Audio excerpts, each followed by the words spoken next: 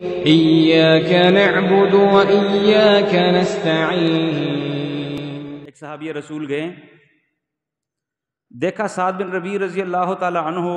زخموں سے چور ہیں، نڈھال ہیں بالکل، اور تقریباً ان کی آخری سانسیں چل رہی ہیں۔ تو اللہ کے نبی علیہ الصلوۃ والسلام نے جب پوچھا اور ساتھ میں یہ بھی کہا کہ ذرا مجھے سعد بن ربیع کی حالت بتائیں، اور کوئی بھی شخص جا کر اس کو میرا سلام بھی کہے اور پوچھے کہ اللہ کے نبی آپ کو سلام بھی کہہ رہے ہیں اور آپ سے پوچھ رہے ہیں کہ کیف تجدک، اپنے آپ کو اس حالت میں کیسے پا رہے ہو، آپ کی سوچ کیا ہے، ذہن کیا ہے، آپ کی کیفیت کیا ہے۔ جب ایک صحابی رسول سعد بن ربیع کے پاس پہنچے، دیکھا آخری سانسیں ہیں، اللہ کے نبی علیہ الصلوۃ والسلام کا سلام پیش کیا، انہوں نے سلام کا جواب دیا، اور ساتھ میں اللہ کے نبی علیہ الصلوۃ والسلام نے جو بات پوچھی تھی، اس صحابی رسول نے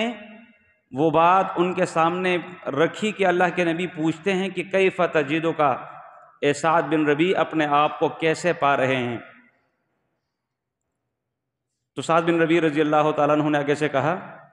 اللہ کے نبی کو میرا سلام عرض کیجئے گا، اور ان کو بتائیے گا کہ سعد بن ربیع کہہ رہے ہیں کہ میں جنت کی خوشبو پا رہا ہوں، اور ساتھ میں اس قاصد، اس پیغام پہنچانے والے سے کہا کہ میری طرف سے انصار کے جتنے بھی لوگ ہیں سب کو یہ میسج اور پیغام پہنچا دینا کہ سعد بن ربیع کہتے ہیں کہ اے انصار کے لوگوں، اگر تم میں سے کسی ایک بندے کے جسم میں خون کا ایک قطرہ بھی موجود ہے اور یہ کافر لوگ اللہ کے نبی تک پہنچ گئے، تو کل قیامت والے دن تمہارے پاس اللہ تعالیٰ کے ہاں کوئی عذر پیش کرنے کے لیے نہیں ہوگا۔ یعنی جاتے ہوئے، اس دنیا سے رخصت ہوتے ہوئے، ایسی باتیں ولولہ انگیز، حوصلوں کو بلند کرنے والی باتیں، ہمتوں کو